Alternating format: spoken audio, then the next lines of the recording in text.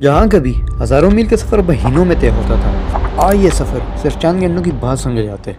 ये तरक्की का दौर है जहाँ हर चीज़ पलक झपकते तैयार होती है और इसका मुयस्सर होना सिर्फ लम्हों की देर समझे जाते हैं। लेकिन हम इस भागती दुनिया की दौड़ में इस कदर आगे निकल आए हैं कि हमें इल्म ही नहीं कि हमारा माहौल हमारे साथ क्या कर रहा है या हम माहौल के साथ क्या कर रहे हैं।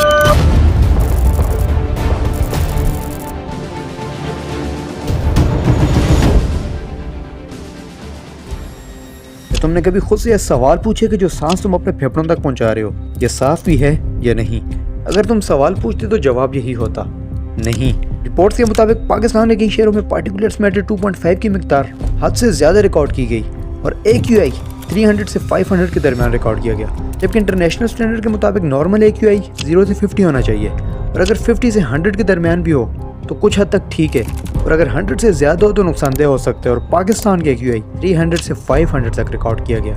अंदाज़ा लगा लीजिए कि हम कैसे हालात में रह रहे हैं। लाहौर की सड़कों पे दिखने वाली धुंध के अंदर 2.5 पार्टिकुलेट मैटर की मिकदार नॉर्मल से ज़्यादा रिकॉर्ड की गई और ये मैटर्स इतने नुकसानदेह हैं कि ये तुम्हारे फेफड़ों से होते हुए तुम्हारे खून में दाखिल हो जाते हैं और इसकी वजह से हार्ट डिजीजेस, एस्थमा और लंग्स कैंसर जैसी खतरनाक बीमारियां लग सकती हैं। इंटरनेशनल स्टैंडर्ड के मुताबिक पार्टिकुलेट मैटर 2.5 की मिकदार 5 माइक्रोग्राम पर मीटर क्यूब एनुअली होनी चाहिए, जबकि पाकिस्तान में एनुअली 67.3 माइक्रोग्राम पर मीटर क्यूब रिकॉर्ड की गई, जो कि इंटरनेशनल स्टैंडर्ड से 13 से 14 गुना ज्यादा है। स्टेट ऑफ ग्लोबल एयर 2024 की रिपोर्ट के मुताबिक 2021 में सिर्फ 2,56,000 लोग एयर पोल्यूशन की वजह से मरे हैं। एयर पोल्यूशन की वजह से एवरेज लाइफ एक्सपेक्टेंसी 3.3 ईयर गिर रही है, यानी जहां अगर लाइफ एक्सपेक्टेंसी 70 साल थी तो अब वो 67 साल हो चुकी है और पाकिस्तान में रहने वाला हर शहरी एयर पोल्यूशन से मुतासिर हो रहा है। 1998 से अभी तक पाकिस्तान के अंदर एयर पोल्यूशन में 56% इजाफा हुआ है। पाकिस्तान में इंडस्ट्रीज और पुरानी गाड़ियों से निकलने वाले धुआं सबसे ज्यादा एयर पोल्यूशन में कंट्रीब्यूट करता है। कराची के अंदर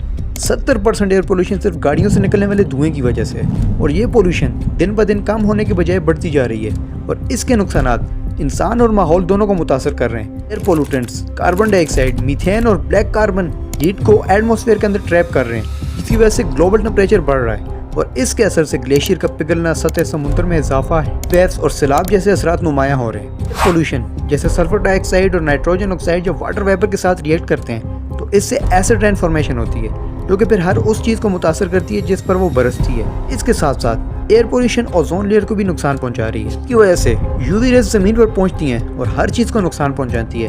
इंडिविजुअल लेवल पे एयर पोल्यूशन को कंट्रोल करने के लिए बहुत से इक़दाम किए जा सकते हैं। इस तरह हस्ब ज़रूरत गाड़ी का इस्तेमाल किया जाए, प्राइवेट ट्रांसपोर्ट के बजाय पब्लिक ट्रांसपोर्ट पे फोकस किया जाए, सोलर एनर्जी के इस्तेमाल पर जोर दिया जाए, डिफॉरेस्टेशन ज़्यादा की जाए और बहुत ऐसे इक़दाम हैं जो कि इनफरादी तौर पर करके आप अपने हिस्सा एयर पोल्यूशन के कंट्रोल में डाल सकते हैं। बात रही बड़े इक़दाम करने की तो